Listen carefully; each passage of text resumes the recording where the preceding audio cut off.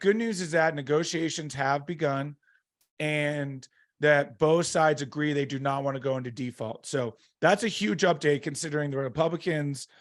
There was a bit of a rumor that they were willing to allow default to kind of get their leverage. Welcome to the Cash Flow Chronicles. I'm your host, Jonny Catani, and the founder of Catani Capital Group. For the last 2 years, I've been studying alternative assets and now help solve the problem of creating passive cash flow for creators, influencers, and busy professionals by bringing you 5 episodes a week of easy to understand education in the world of passive investing. What's up, guys? Welcome to another episode of the Cash Flow Chronicles. I'm your host, Jonny Catani. I hope everyone is having a great week. Happy hump day. Hope you all had a great weekend. I played in a sand volleyball tournament down in St. George, Utah. It was awesome. We had a bunch of nets set up right near the lake. Played on the red sand, ran around, got to jump in the lake between games. It was really a great time. Fun way to roll into the week after a week of camping. We rented a trailer. It was really a lot of fun. So hope everyone also had a great weekend. We are now still rolling right through spring. Seems like we're getting thunderstorms pretty much every day.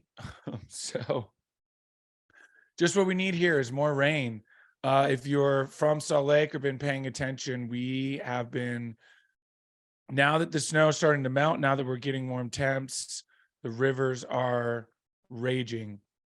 We've got some houses in one area up on the mountainside that have completely fallen, just collapsed. Now, no one was in them.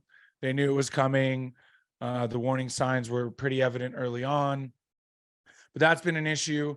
There's a whole canyon that's been closed now because the river that runs through it wiped out the road. So it has been absolutely crazy. And we just keep getting more rain. And honestly, if you go up high enough, I mean, if you look at some of these mountains, you would still think it was the middle of winter with how much snow they have. It is absolutely crazy. So it will definitely be something to keep an eye on. I'll be interested to see what happens, but it's been crazy. So anyway, I hope everyone is doing well.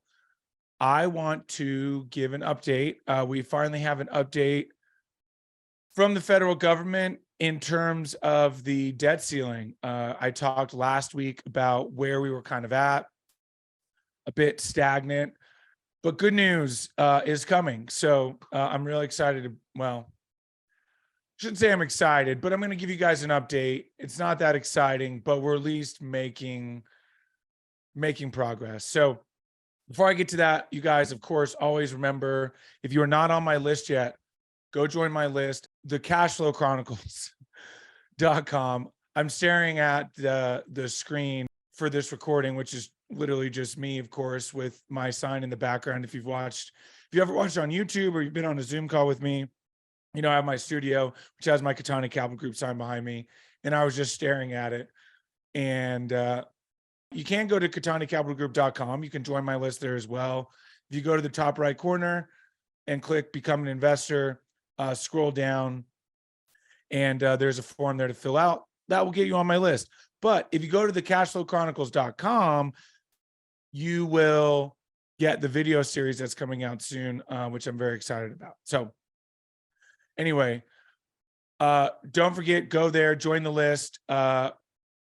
Starting to work on some deals. Still waiting. I've got the oil and gas deal. If you guys are waiting to hear what's happening with the oil and gas deal, that is still under review by some independent experts. So I will certainly let you guys know. It's not a for sure thing. I know I've talked to some people who are waiting. If you haven't reached out yet and are just waiting to hear, then I'm still waiting to hear back from them as well. I reached out to both of them today to follow up.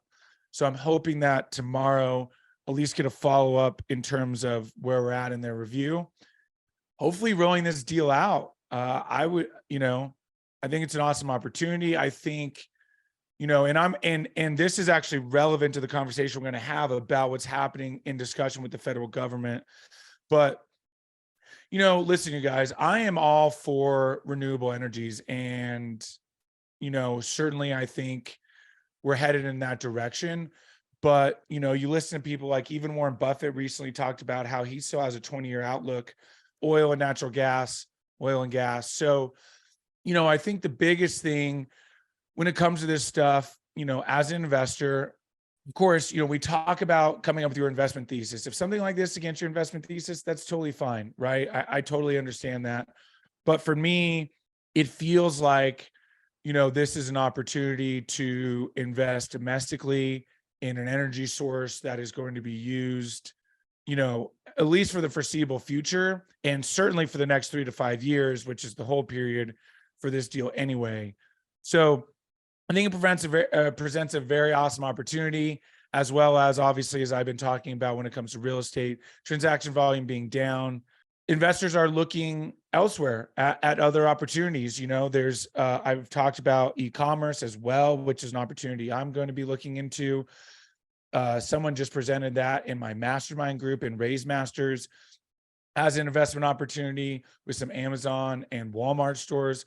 So, investors are looking other places, and that's okay. It's important to, as I said when I presented the oil and gas deal a few weeks ago, to stay open-minded.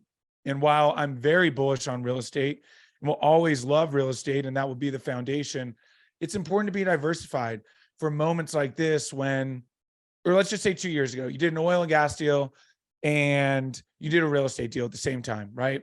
Both great deals.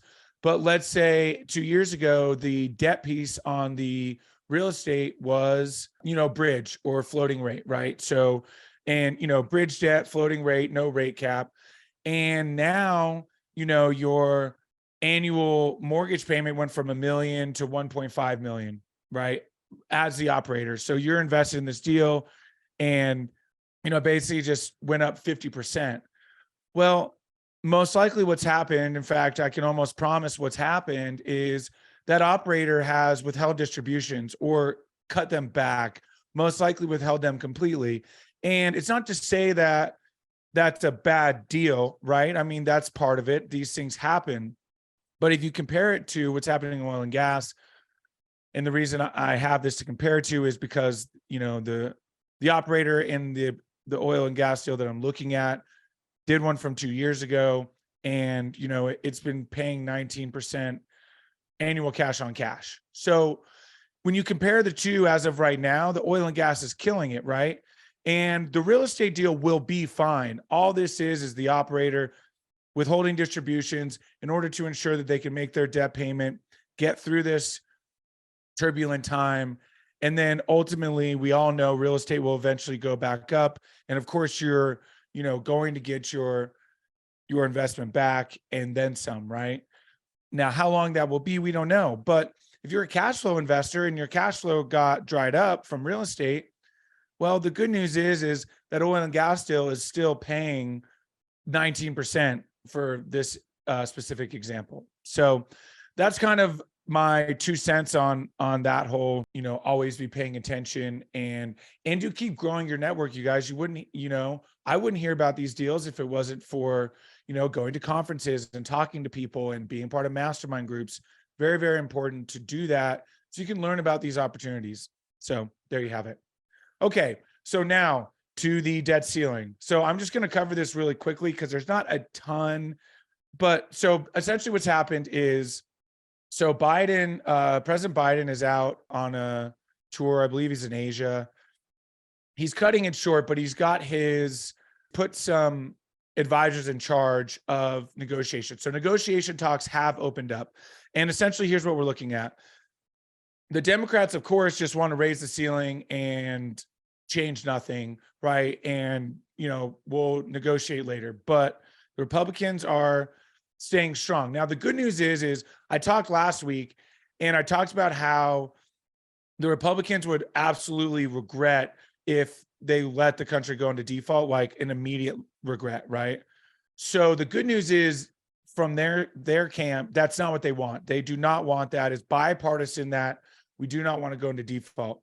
However, there's a couple things that they want, and we'll start with the energy, which relates to oil and gas. So the Republicans would like for some red tape to be rolled back in terms of how difficult it is to get permitting for infrastructure, specifically energy deals And, it's more or less their way of talking about, more or less drilling for oil, right?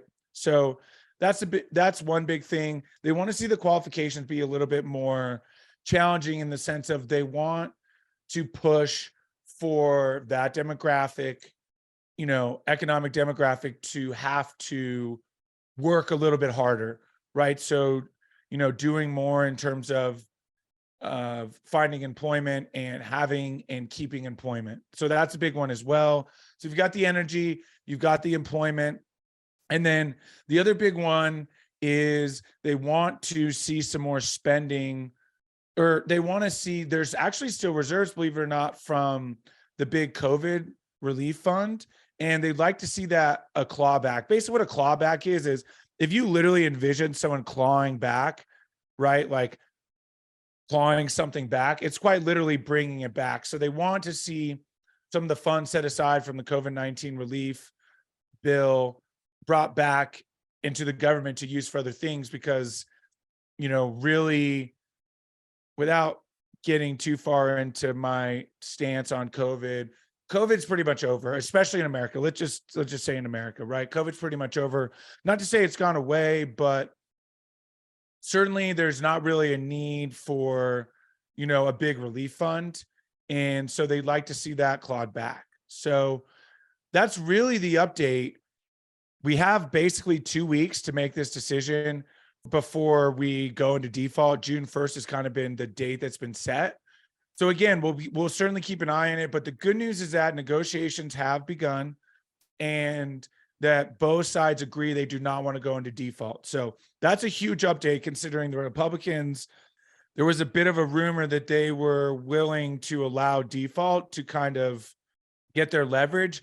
The other big thing too to mention is they want to be able to revisit this debt talk again next spring, whereas the Democrats don't. And the big reason the Republicans want to be able to revisit it is because for basically the next 18 months until we have for the next 2 years, until we have the midterms, the Republicans control the House. And because of that, they want to be able to revisit these kinds of things more frequently in order to continue to leverage it to get what they want. Whereas the Democrats are trying to push to not have to revisit this for 10 years, right? Because they're not sure when they're going to gain control back. So that's kind of what we're looking at right now. I don't have an opinion on what's going to happen. I don't think we're going to go into default. There will have to be some compromises somewhere. I think from what I've been reading, some of the progressive Democrats are kind of on board with this energy, rolling back the red tape on the energy project. So we could see that kind of being what the Democrats sort of give them here. Hey, we'll give you this one. Let's get this deal done. Let's raise the ceiling and then we can revisit later. And certainly, negotiations can always be on the table.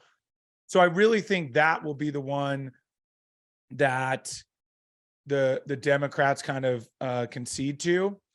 How that looks, I'm not really sure. And then, certainly I'd like to see the COVID funds be returned back. I think that, the government spending has just been out of control. So that's another one that I'd like to see rolled back. But from what it looks like the energy will be the big one. And then we'll obviously have to kind of keep an eye on and see what happens when it comes to right now, the low income and the low income qualifications, kind of welfare qualifications, and then of course the COVID relief. So that's really it. That's kind of the update for now. We'll certainly keep an eye on it, and I will absolutely keep you guys updated as things roll out. I expect over the next week or so, week to 10 days, for there to be a lot of movement in one way or the other, and for this deal to get done. Hopefully not in the 11th hour. The markets are responding accordingly. The stock market is starting to drop. I believe the Dow was down 300. You guys know I don't talk a ton about the stock market. Obviously, I was a stockbroker. I use it to compare a lot to commercial real estate to show you how,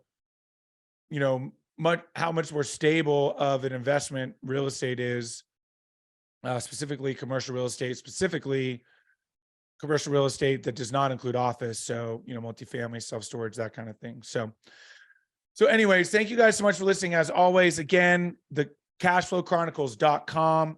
That is where you go. Join the list. Got a lot of great things coming for you guys. I really appreciate you guys listening today. As always, very, very grateful. And I look forward to talking to you guys on Friday. So you guys enjoy the rest of your week, and I will talk to you soon. Thank you again for tuning in. Who do you know that wants more cash flow? Share this episode with them so you can grow your cash flow together. If you enjoyed the show, make sure you're subscribed on your platform of choice so you never miss a new episode. Go to KataniCapitalGroup.com to learn more.